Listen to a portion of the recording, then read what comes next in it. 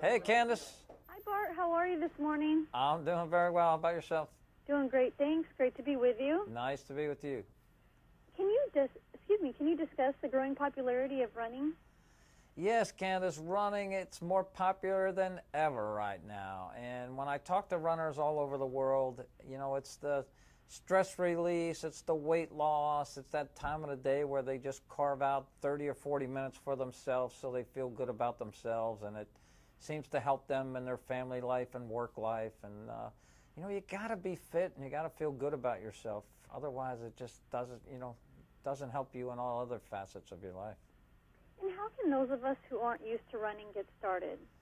The key to getting started in running is just to start out slowly. I'm talking about start out slowly, the pace you're going to run, the distance you're going to run, and how you're going to increase that distance. So, I think the biggest mistake people make is when they go out for that first run, they just run too quickly, and they say, oh man, I could only run 10 blocks or 5 blocks. If they slowed themselves down, they could have covered a lot more distance.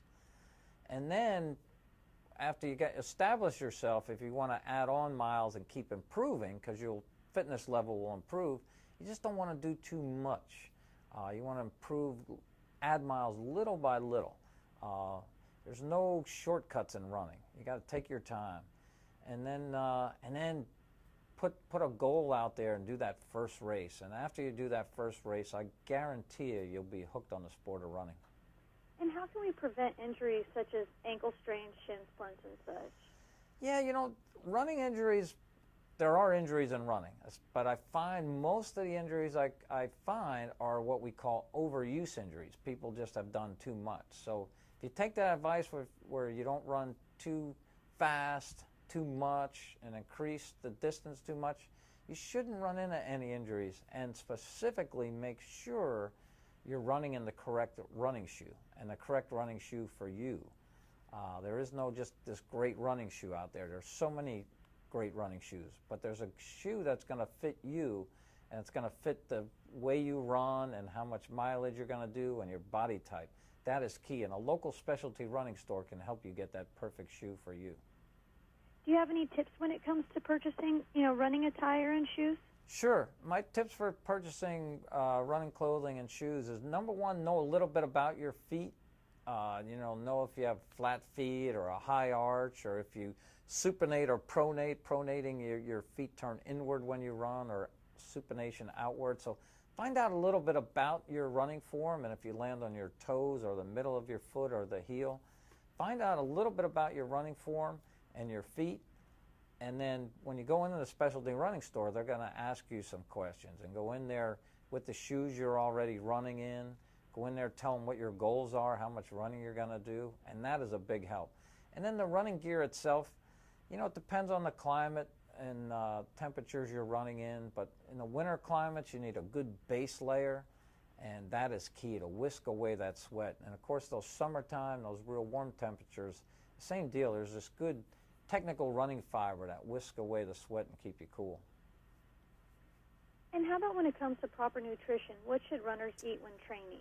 Nutrition is one of the most common questions I receive all the time, because, people ask me about what's the best diet, and I always just tell them, just eat smart. And we all know what the good foods are versus the bad foods. So, and a lot of runners eat a lot of carbs because we burn a lot of carbs out there. So you can get away with eating a lot of carbs. But it comes back to, I find the runners that really train a lot, they do a lot of small meals throughout the day instead of 3 big meals. And they tend to just eat the smart stuff. A lot of food, a lot of fruit, a lot of vegetables. And it seems to really help out.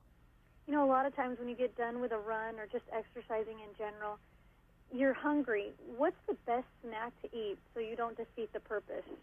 Yeah, I get that all the time. I tend not to eat for a couple hours before I run because I don't want too much in my stomach. So then you go out for that run, and then when you finish, you are craving something right away. So first thing I do when I get back from that run, I take in some fluids, because you burned a lot of fluids when you were out there running, so replace the fluids.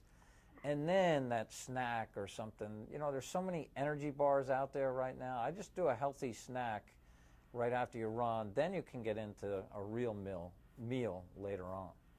And what's the best way to prepare for your first race? Yeah, best way to prepare for that first race, Candace, is just convince yourself you're not going to finish last, because that's the fear I have in so many runners. They say, I don't want to do a race because I feel I'll be the last runner in the race, and that's not the case. Just commit to it, allow a few months to train for it, and then get out there and then just enjoy that first race. Don't set any time goals in that first race. Don't set any, I want to finish in the top 100 or any kind of place goals. Just go out there and look at that first race as a journey and just enjoy it.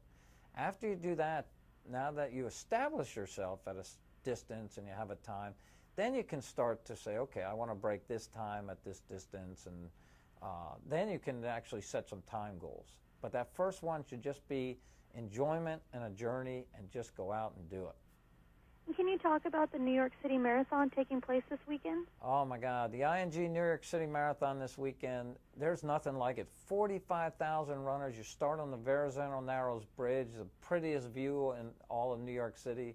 Finish in Central Park, run 26.2 miles through the diverse neighborhoods of New York City. You're running with runners from 140 countries. For the average runner, this is about as close to an Olympic experience as a runner will ever have, or a person will ever have. That's not an Olympic type runner. To be housed in the athletes' village at the start, just like the Olympics, to then run with runners from 140 different countries, is just that it's like an Olympic experience for the average person. And do you have any additional tips or information you'd like to share? Sure. You know, you're talking just in running general or the New York City Marathon? I would say both. Okay. Well, people running New York City Marathon, make sure you start out slowly. Don't start out too quickly, because you want to enjoy that second part of the race. And the people that struggle later in the marathon just start out too quickly in the early miles. So pace yourself. And then for running in general, I just tell people, think of yourself as a runner for life. So if you go with that attitude right from the beginning, and you have no idea where the sport could take you. I mean, I went out for a 1 mile run 34 years ago just to get into running. And it has taken me all over the world. I've run races on all 7 continents. I literally have run all over the world. So my tagline is never limit where running can take you. And where can we go for more information? Well, our website, runnersworld.com, has so much information on gear, training, races. Everything is on our website. If it has anything to do with running, you can find it on runnersworld.com. Thank you so much, Bart. Have a great weekend, and good luck this weekend. All right, Candace. Thank you so much. Thank you. Bye-bye.